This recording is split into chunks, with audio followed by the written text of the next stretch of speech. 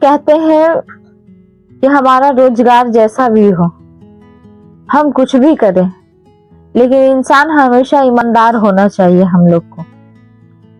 और ईमानदारी से जो काम किया जाता है वो हमेशा सच्चे और सफल होती है। इसी बात पे कहानी सुनाती हूँ, सुनिएगा। किसी गांव में 3 मित्र रहते थे। एक का नाम मनोज, दूसरे का नाम मुकेश और तीसरे का नाम सुरेश था। तो मनोज जो था वो थोड़ा बड़ा था और राकेश जो था वो मंझला था और मुकेश जो था वो छोटा था। ये तीनों अलग अलग दिन में काम करते थे। रात को 2 लोग डाकू थे, जिसे कहते हैं डकैती करना, वो डकैत थे। दिन के तो सब अपने अपने काम में व्यस्त रहते थे, लेकिन रात को चोरी चकारी करने के लिए चले जाते थे। लेकिन उसके आसपास में जो लोग रहते थे उसे कभी नहीं समझते थे कि हाँ ये चोरी भी कर सकता है। लेकिन क्या करिएगा, स्थिति हमेशा ईमानदार बनने पर मजबूर कर देता है। लेकिन ईमानदारी करने पर भी हम बेईमान के रास्ते पे जाते ही थे। दिन भर में एक कपड़े का व्यापार करता था जो बड़ा वाला था। मंझला वाला जो था वो काठ की बढ़ी की काम करता था और तीसरा जो था वो कुम्हार था, वो मिट्टी बनाता था। तीनों अपना काम करता था, लेकिन उसे गुजारा उसका चलता नहीं था। एक समय की बात है, उस जो बड़े वाले के थे उनकी पत्नी तो ठीक थी, लेकिन काम में तीनों का मंदा पड़ जाने के कारण उसने सोचा कि क्यों नहीं कुछ और काम किया जाए। तो उसे एक चोरी सूझी। तो वो चोरी से धीरे धीरे करता था, लेकिन सोचा कि नहीं, इससे भी हाथ नहीं होगा, क्यों ना एक बड़ा हाथ मारा जाए, वो भी शहर में जाके। तो सभी दोनों दोस्त ने कहा कि शहर में जाके जाने से खतरा भी तो बहुत ज्यादा होगा। लेकिन जो छोटे वाले थे और जो हट्टा कट्ठा था, जो कुम्हार था, उसने कहा कि देखिए, जो एक बार करेंगे वो बार बार फिर करना पड़ेगा। इससे अच्छा है कि एक बड़ा हाथ मार लो और वहीं पर से काम खत्म हो जाएगा, दोबारा हमको चोरी करने की जरूरत नहीं पड़ेगी। दोनों दोस्त ने कहा ठीक है। उसने प्लान बनाया कि पहले घर में पहले 2 दिन 3 दिन जाके शहर का मुआयना कर लेते हैं, फिर उसके बाद चोरी चकारी करया जाएगा। बोला ठीक है। तो उसने अपने अपने घर से आज्ञा लिया और अपने अपने चले गए। जो बड़े वाले थे मनोज, उसकी माँ बीमार रहती थी। उसने कहा बेटा जाना तो, लेकिन जल्दी आ जाना, पता नहीं कब तक मैं जीऊंगी, तुम्हें देख पाऊंगी कि नहीं, इसलिए जल्दी चल आना। बोला ठीक है माँ। उसके बाद ये दोनों भी अपने अपने घर से निकल गए। निकलने के बाद जब शहर पहुंचे तो उसे एक सराय मिली, उसमें आश्रय लिया और उसने देखा कि शहर में तो बहुत चहल पहल है, गांव जैसा तो कुछ है ही नहीं। तो जब नहीं है गांव जैसा तो फिर करना क्या है, यहाँ तो चोरी चकारी भी करने में भी बहुत डर लगता है। फिर भी उसने महीना, 1.5 महीना, 2 महीना देखा।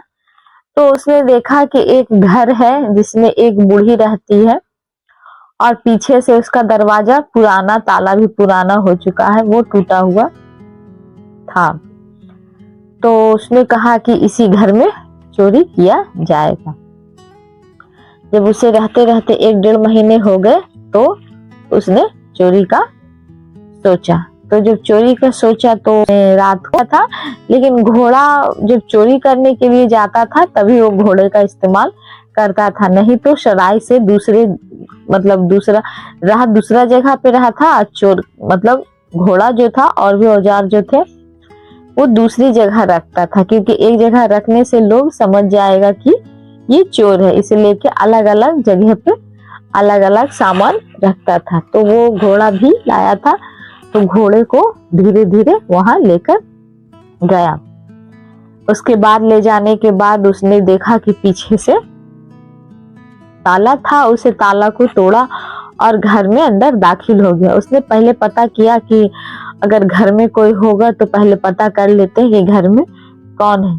तो छोटा वाला जो था वो घूम टहल के देखा तो उसने देखा कि ज्यादा कोई नहीं है, सिर्फ एक बूढ़ी ही थी। तो बूढ़ी ही थी और उसके बाद उसने घर के अंदर एंटर कर लिया तो उसने देखा कि बहुत सारे सोफे कमरे में अलमारियां रखी हुई थी। एक में देखा तो उसमें कॉपी किताब रखा हुआ था। उसने कहा कि हम लगता है गलत जगह पर आ गए हैं। बोला नहीं, गलत जगह पे तो नहीं आए, लेकिन हाँ मैं पता किया हूँ कि यहाँ कोई रहता नहीं है, लेकिन यहाँ पे तुम्हें कुछ न कुछ तो जरूर मिलेगी। ठीक है। उसे खोजते ढूंढते ढूंढते उस बूढ़ी की आंख खुल गई। उसने कहा कौन है यहाँ पे? तो जैसे कि जवाब था तो वो चुप हो गया, उसके बाद कुछ नहीं बोला। थोड़ा देर बाद फिर उस बूढ़ी औरत ने जवाब दिया तो फिर कुछ जवाब नहीं आया। तो ये लोग ना चुप से बैठा हुआ था। फिर वो बूढ़ी को लगा कि कोई नहीं है, इसलिए वो सो गया। जब सो गया तो फिर इसने कुछ अंदर जाके एक और अलमीरा खोला तो उसमें देखा कि चांदी के बर्तन थे। जब चांदी के बर्तन थे तो उसके होश लगे कि हाँ चलो कुछ न कुछ तो हाथ में लगा। उसके बाद दूसरे ने खोला तो देखा कि एक बड़ा सा कपड़ा मोटरी जैसा बंधा हुआ है और उसमें बहुत सारे सोने की असरफियां है। तो जब असरफियां है तो उसने सामान को उठाया और घोड़े पर, उतनी देर में बूढ़ी जाग गई थी। तो उसने चोर चोर को हल्ला कर दिए। वो लोग ना घोड़ा पे बैठा और फरार हो गया। भागते भागते वो उस जगह पे जाके पहुंचा जो कि गांव से शहर से बहुत दूर हो गया था। उसने देखा कि अरे हम सब तो बहुत सामान लेके आ गए हैं, जो हम समय से ज्यादा पैसा कमा लेते हैं, लेकिन इतना पैसा अगर हम घर में ले जाएंगे तो हमारी माँ, हमारी पत्नी जो है वो शक करेगी हम पे कि इतना पैसा तुम कहाँ से लाए हो। तो इसलिए एक खंडहर में छुपा दिया गया। वो खंडहर किसी समय में राजमहल हुआ करता था, लेकिन अभी वो वीरान था, इसलिए कोई वहां जाना पसंद नहीं करता था, इसलिए नहीं गया।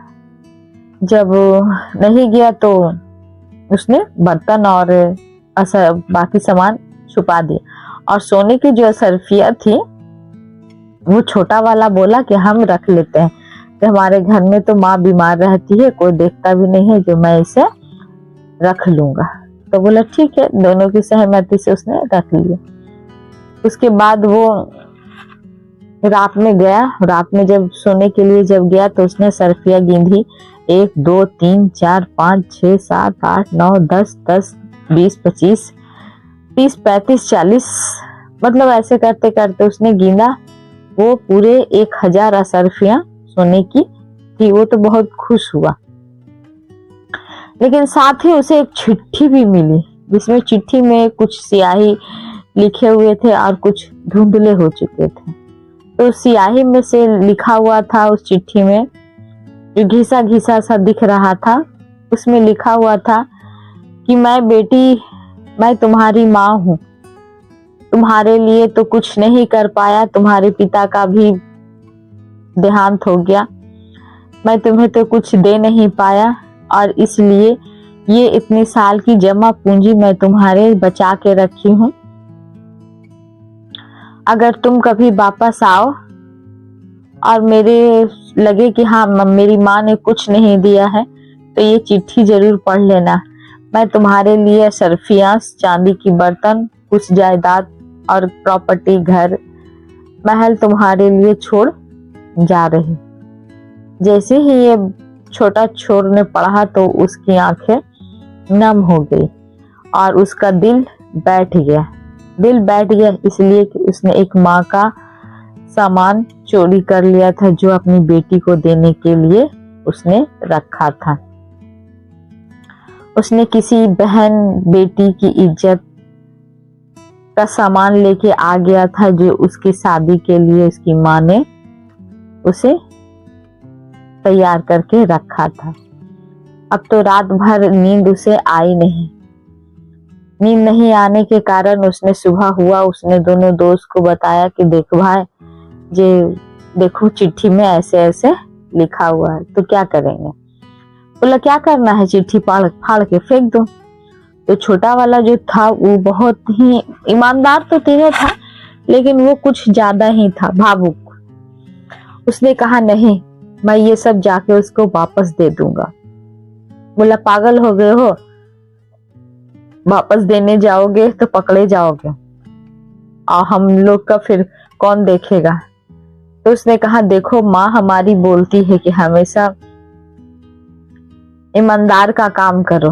मैंने चोरी जरूर किया है, लेकिन मैंने किसी का अमानत लेके आया हूँ, इसलिए कि मैं चाहता हूँ कि मैं इसे वापस कर दूं। इसी बात पे दोनों दोस्त भी उसके तैयार हो गए। बोला ठीक है तुम जाओ, मैं नहीं जाऊंगा। अगर किसी तरीके से कोई बात हो जाएगा तो मैं तुम्हें आकर बचा लूंगा। बोला ठीक है। उसने सभी बड़े एक थैले में बड़ा सा बंद किया और वहां से चल दिया। जैसे ही वो उस बुढ़िया का घर पहुंचे तो उसके महल दरवाजे पे बहुत सारे लोग इकट्ठा हुए थे। उसने पूछा कि क्या हुआ, तो उसने कहा कि जो उसके घर में चोरी हो गई है, जो ये सदमा बर्दाश्त नहीं कर पाई और बूढ़ी मर गई। तो उसने कहा कि अच्छा, तो और उसका दिल बैठ गया, मेरे चलते किसी की माँ का देहांत हो गया। तो उसने कहा कि पड़ोसियों ने पूछा कि तुम कौन हो, तो कहा मैं इनका बेटा हूँ, जो मैं बहुत दूर में रहता था लेकिन आया नहीं था, इसलिए मैं इनका बेटा हूँ। कहो क्या है, जो मैं इनका सारा क्रियाक्रम जितना भी रहेगा मैं करूंगा। उस समय पड़ोसियों ने ज्यादा बातें नहीं की करते हुए उसने कहा कि हो सकता है इसका माँ होगा, बेटा होगा, तो करने दो। उसने सारा काम क्रिया कर दिया और उसने तय किया कि मैं यहीं पे रहूंगा जब तक उसकी बेटी ना आती है, तब तक मैं यहीं पे रहूंगा उसका ख्याल रखने के लिए। यही बात सोच के वो छोटा वाला चोर रह गया और वो साल भर करीब वहां रहने के बाद उसकी बेटी एक दिन वहां पे आई। उसने कहा कि तुम कौन हो, तो उस चोर ने पूछा कि ये तो मेरा घर है, तुम कौन हो। तो उस लड़की ने कहा कि यहाँ मेरी माँ का घर है, जो मैं अपनी माँ से मिलने आया हूँ। तो वो चोर समझ गया कि जो इसकी माँ ने अमानत छोड़ी थी वो इसी का है, इसीलिए कि वो लेने आई है। तो बोले तुम्हारी माँ का तो देहांत हो गया है, जो बहुत समय पहले ही हो गया था। कि तुम्हारी माँ ने तुम्हारे लिए ये सब सामान छोड़ा है और मैं उसका देखभाल कर रहा हूँ कि जब तक उसके रहने वाले अमानत वाले इंसान नहीं आते तब तक मैं यहाँ से नहीं जाऊंगा। उस लड़की ने कहा कि तुम इतने ईमानदार हो तो कहो मैं तुम्हें क्या देना चाहता। तो उसने कहा कि देखो अगर कुछ जानना ही चाहती हो तो मैं अपनी पूरी सच्चाई बताना चाहता हूँ। तो बोला हाँ बताओ। बोला देखो मैं सचमुच में एक चोर हूँ और ये सामान मैं चुरा कर लेके गया था, लेकिन जब तुम्हारी माँ की चिट्ठी पढ़ी तो मुझसे रहा नहीं गया और मैं यहाँ वापस लेके आया हूँ। तो मुझे तुम क्षमा कर दो, मुझे माफ कर दो। मैं तुम्हारा सामान लेके गया और तुम्हारी माँ की चिट्ठी की वजह से ही मैं बढ़िया इंसान बन सका हूँ। तो उसने कहा कि नहीं, मेरी माँ ने तो सिर्फ रास्ता दिखाया था, चलना नहीं चलना तो तुम्हारा काम है।